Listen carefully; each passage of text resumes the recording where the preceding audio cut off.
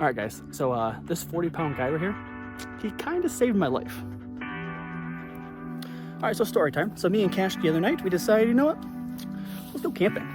You know, so we got our bags ready, got some food, and we headed out. Our plan was to go 10 miles out, camp, 10 miles back in the next day.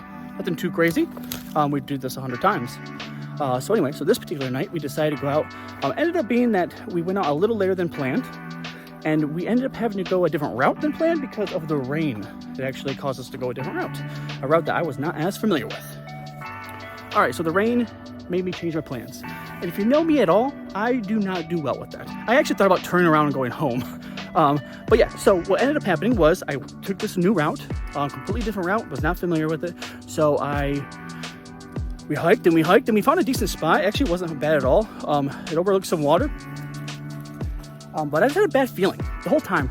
Anytime I had to change plans, I just have a bad feeling. I just don't like it, right? But against my better judgment, I decided just to go with it. So I set up camp. We got our food ready. We did our normal thing. Everything was going to plan, nothing too crazy. And then we started, about twilight, we started hearing things in the woods, which isn't super uncommon. You know, you go out in the woods in the middle of the night, what happens? Things walk through the woods. It's not a huge deal. I do live in what they call bear country, so I am extremely worried about that. But I've only seen a bear once, and it was like 20 yards away. So it wasn't too crazy, right? Anyway, so what happened was, these noises progressed and they kind of continued for like hours, and that kind of freaked me out. I kept thinking wolves. So nightfall happens. I am a straight to bed kind of person, so as soon as night happens, I'm in bed. We get ready for bed. Right before I fall asleep, what happens? I start seeing shadows, little dog-like shadows. Instantly, I thought it was wolves. And after a while, they started making this little crazy noise. And if you know me at all, you know one of my favorite books of all time is called Coyote America. And that is a book by Dan Flores. Fantastic book. But it also gets you ready for what happened to me. So we were being stalked by coyotes. Yes.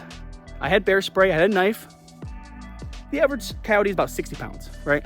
Not huge, but they're very smart, very cunning, and I mean, very dangerous if they want to be. I'm guessing that they actually smelled our food. I did do a bear hang, but I mean, we ate at camp, which is something I would never do. But because I didn't know the area that well, I think I made a bad choice. So learn from your mistakes and learn from my mistakes. Anyway, so Cash was freaking out. I was freaking out, but I didn't know what to do. So we just stayed in the tent, but they kept getting closer. They started scratching at the freaking tent walls, which was terrifying. But anyway, what happened was I ended up thinking, okay, I have to go out and let me know if this is the wrong idea. I have to go out there and I have to spook them. I have to scare them, bear spray if I have to. I have to act big. I'm not some prey, right? So immediately I went out there. I actually had Cash in the tent and I kind of tethered him to the tent so he wouldn't get out. So I went out there immediately. I had my headlamp on. And I wish I got this on camera, but of course, never do.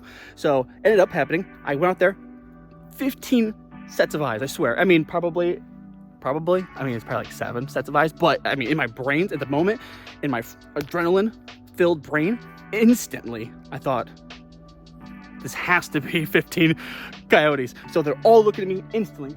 Zero noises. At a second, they all started forming this line.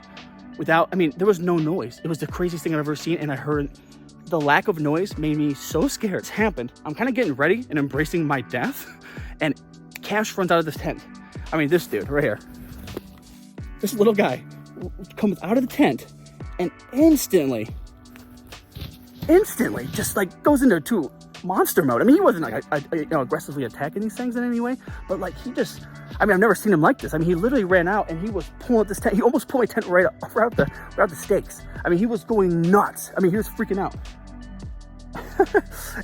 I mean, he was so funny. At this moment, I was actually a little concerned about him, but also I was kind of like just in awe of how he was acting. I mean, his eyes were just open wide, and he wasn't barking because he doesn't really bark, but he was just so weird. I wish I got on camera. I just need to start recording everything. But anyway, so he just starts going nuts. I mean, he like just starts screaming. It's like a husky scream, but like decimals louder than normal. And these things freak out. And before one leaves, they all leave. And that sounds weird, but literally they were there and instantly gone. It actually was more frightening when they were gone, because as soon as they were gone, I thought to myself, I can't see them now.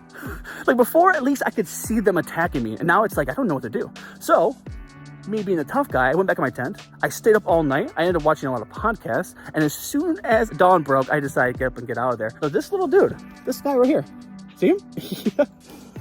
He saved my life. I mean, and they say that Huskies aren't territorial, but it says 40 pounds, and he saved both our lives, really, but I mean, crazy. But yeah, I mean, dogs are just insane.